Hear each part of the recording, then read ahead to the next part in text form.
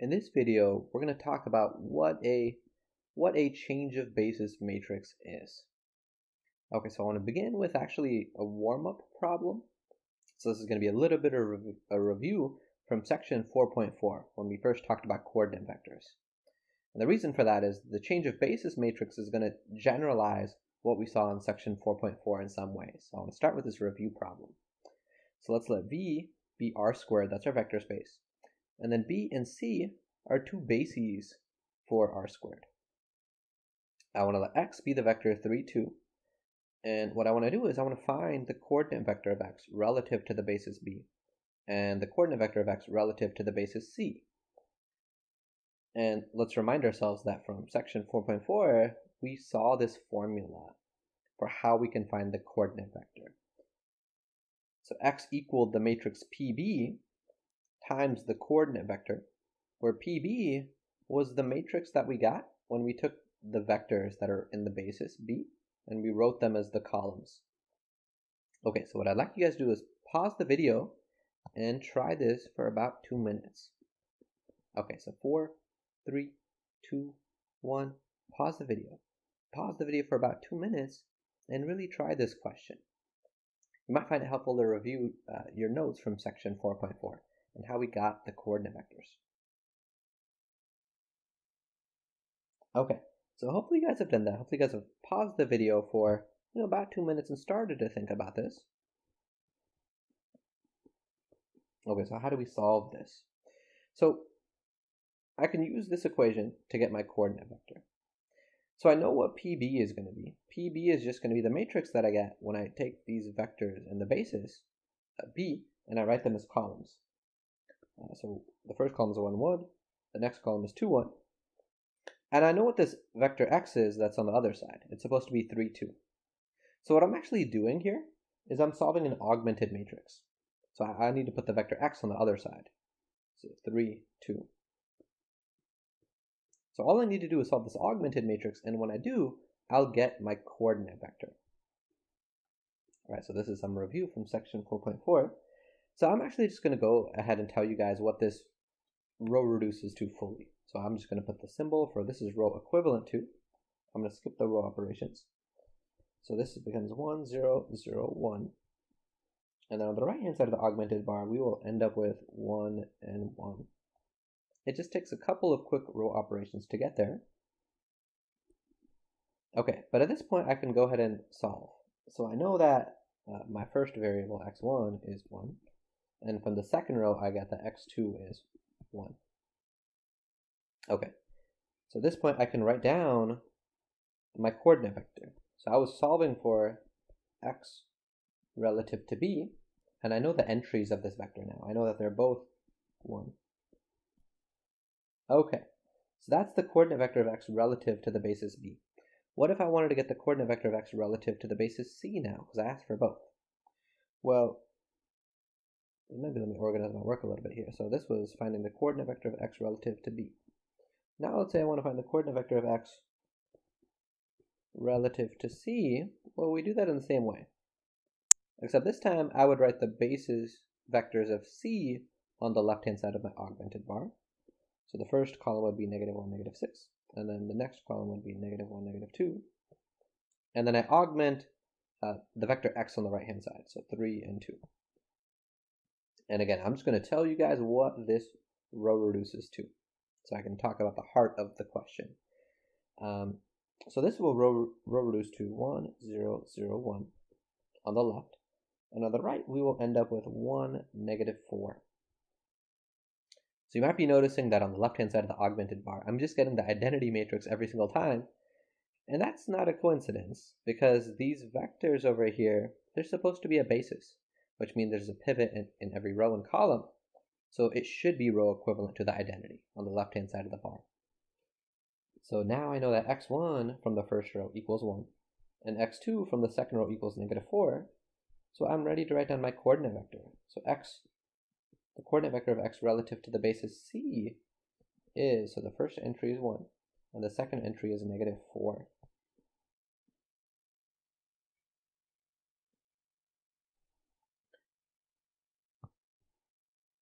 So remember that conceptually what this means is if I break down what this coordinate vector means, it means that the vector x that I was beginning with, that's the vector 3, 2, the 1 and the -4 represent the weights that I need in my linear combination to form x.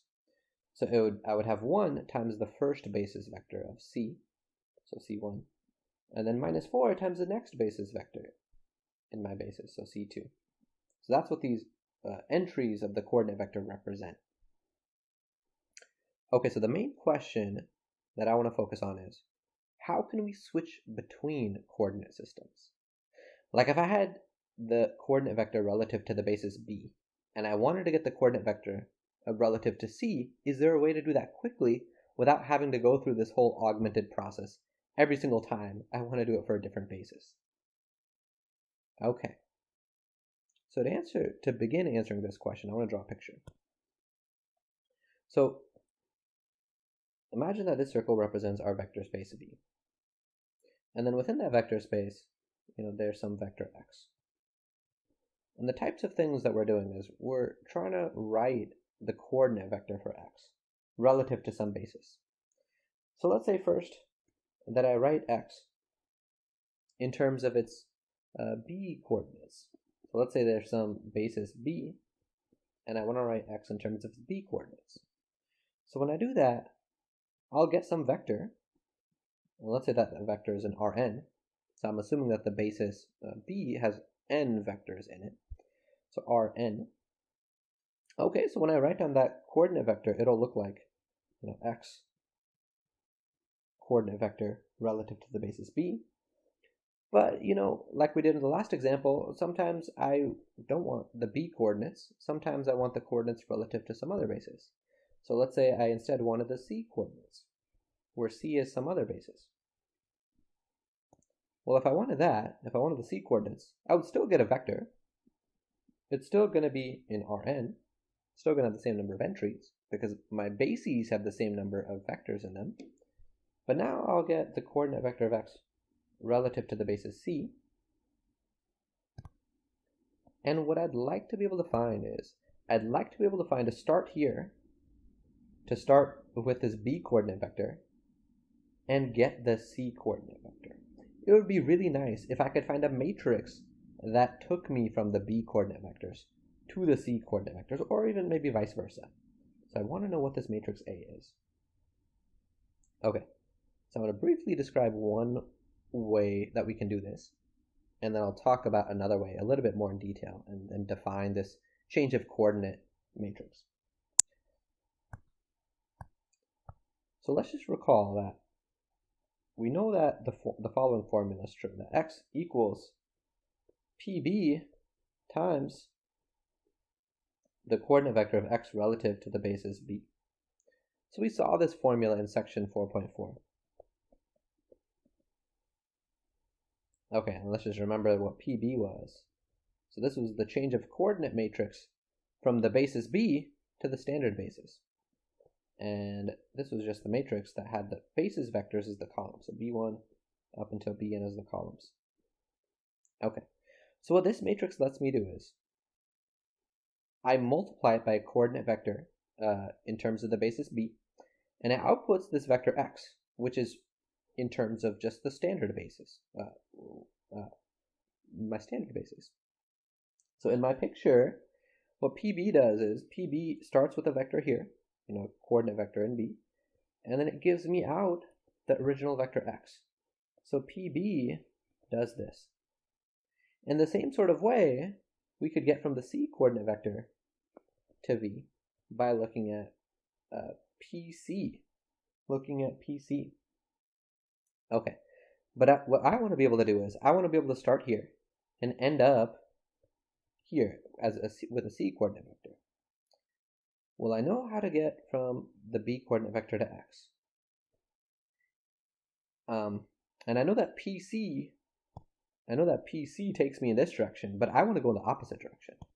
So to go in the opposite direction, to go this way, I would need to take the inverse of that. I would need to take PC inverse. So if I want to begin here and end up over here, I'm going to have to apply both of these matrices, PB and then PC inverse. But first, I would have to apply PB, and then I compose that with PC inverse. So it's sort of writing this. Well, that's the same thing as just writing PC inverse times PB. So this is going to be our formula. It's one formula for this matrix A. So usually it turns out this is the least commonly used formula. We're actually going to talk about there are two other more common formulas for this. So that's what I want to talk about next. I want to talk about one of them. Okay, so I want to motivate where a second formula comes from. So let's say that X is a linear combination of my basis vectors, and it can be written in this form, like x1 b1 plus dot dot dot plus xn bn. I know I can do this because b1 up until bn is a basis, so I should be able to write any vector x that's in my vector space as a linear combination of those basis elements. Okay, so the weights here, x1, x2, up until xn, if I put them as the entries in a vector, that is the coordinate vector of x relative to the basis b. Okay, so what I want to do is I'd like to have a way to think about x relative to a different basis, relative to c. So what I'm going to do is I'm going to take the c coordinate vector of both sides, because the left-hand side is a vector, and the right-hand side, after I add all these together, it's still just a vector. I'm just going to take the c coordinate of both sides. So x1 b1 plus x2 b2 plus dot dot dot plus xn bn. And in section 4.4, we talked about the fact that when we take this coordinate vector, that's a linear transformation. So on the right-hand side, I get to split this up. I get to split it up as x1 b1, the coordinate vector of that, plus the coordinate vector of x2 b2. Notice I'm starting to split it up. Coordinate vector of that plus dot dot dot plus the coordinate vector of xn bn. Okay, so this is since this coordinate vector transformation is linear, and we saw that back in section 4.4. Okay, so next what I'm going to do is I'm going to continue to use that linearity property, and these scalars, I can move them in front of these coordinate vectors. So I'll get x1 in front, and then times my coordinate vector, b1 relative to c, and then plus x2 times that next coordinate vector of b2 relative to c, plus dot dot dot, plus pull the xn in front, times the coordinate vector of bn relative to c. Okay, so now what I have is, now I have a linear combination of these coordinate vectors. And if I have a linear combination of vectors, I can rewrite that in matrix form. So I will get a matrix where the columns are these coordinate vectors now. So the first column is b1 relative to c. And I keep going like that until I get to bn relative to c. So those columns are these coordinate vectors. And this gets multiplied by a vector whose entries are the weights of this linear combination. So that's x1, x2, dot dot dot, up until xn. And let's just remember, so on the other side, we still have x, the coordinate vector of x relative to c. Let's go ahead and write that in these lines. X relative to c. Okay, so this vector right here is the coordinate vector of x relative to b. Right, we saw that earlier. On the left-hand side, I have the coordinate vector of x relative to c. So what that means is, this matrix right here is the matrix that lets me convert from the b coordinate vector to the c coordinate vector. So this is also my p, and then underneath it, I'm going to write b, and then an arrow pointing to c. It's the matrix that lets me change the basis, so this is the change of basis matrix from the basis b to the basis c. Okay, so let me write that a little bit more explicitly so it's easier to read. Okay, so what we have here is we've just derived the following formula. If I take the coordinate vector of x relative to some basis c, that equals my change of basis matrix here, the change of basis matrix from b to c, times my coordinate vector of x relative to b. So conceptually what this equation is saying is, if I have a coordinate vector of x relative to b, and I multiply it by this matrix will change those coordinates from being b coordinates to c coordinates, where c is some other basis. And that's why the output here is the coordinate vector of x relative to c. And then the formula for this change of basis matrix is what we just got here. It's these coordinate vectors of the bi's relative to c as the columns. Okay, so before I do an example, I want to make an important observation about this, which is sort of a special case of this formula. So if the basis c was e, I wrote standard matrix, but I meant to say standard basis. So let's fix that. So if the basis c was the standard basis, which we usually refer to as e, we saw before in section 4.4 that the coordinate vector of x relative to the standard basis is just the vector x itself. So nothing special there. So in that case, I want to just simplify this equation. So the left-hand side, x relative to the standard basis, would just be x. On the right-hand side, if I look at this change of basis matrix, each of these columns would be like b1 relative to the standard basis, up until bn relative to the standard basis. But when I look at the coordinate vector relative to the standard basis, it's just that same original vector. So what that would give me is it would give me a matrix where the columns are b1 up until bn. Because that's what it is. Well, that's what the vectors are relative to the standard basis. And that's just the matrix PB that we learned about in section 4.4. So we would get PB, so this matrix would turn into PB.